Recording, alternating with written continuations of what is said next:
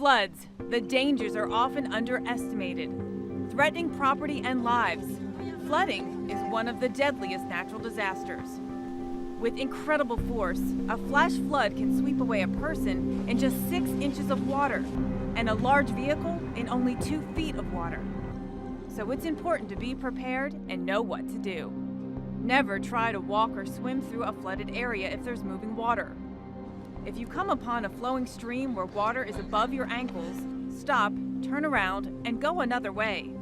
Remember, floodwaters can move 6 to 12 miles per hour, exerting a force that can easily knock you off your feet. Stay away from downed or broken power lines and any exposed electrical wires. Even if you don't see a spark, they can still be alive and extremely dangerous because electrical currents can travel through water and cause electrocution. Do not drive through flooded areas. The flowing water can be very deceptive, making it impossible to determine how deep the water really is. Although vehicles are heavy and stable on dry ground, in a flood, they will float and drift quickly, losing contact with the road. For more information on flood safety, go to weather.com/ready.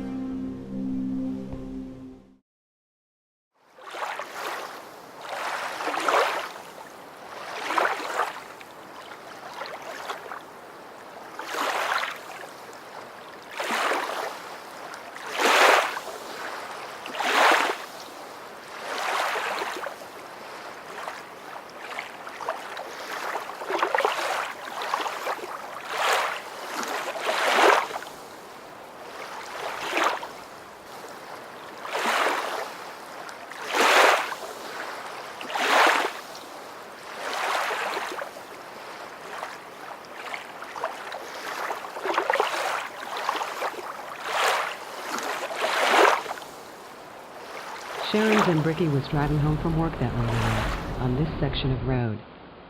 She and 2 other motorists mistakenly drove into water, coming across this unmarked bridge, then tried to retreat from their stranded vehicles on foot.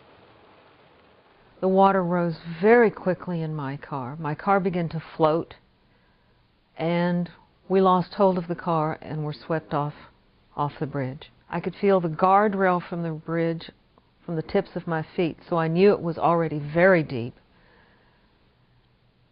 We had been holding on together, but I lost her. I later found out that I was swept 300 yards downstream. I was able to get a hold of a tree. After what must have been maybe an hour, I saw flashlights, rescuers that had come. I knew they were out there. They threw me a life vest and then a rope. Then the water began to rise very rapidly. I kept struggling to come up out of the water. Starflight had been around, but at one point as I was underwater, opened my eyes, I could see this big bright light, came up, and there's this man in a yellow helmet, put his arm around me and said, "Put your arm through here.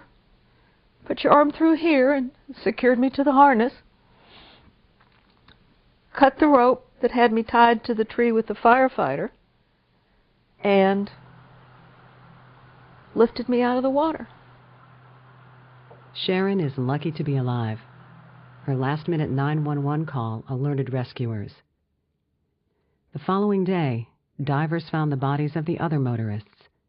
They had been washed far down a surging creek in an area known for extreme floods, but the bridge was not marked in any way.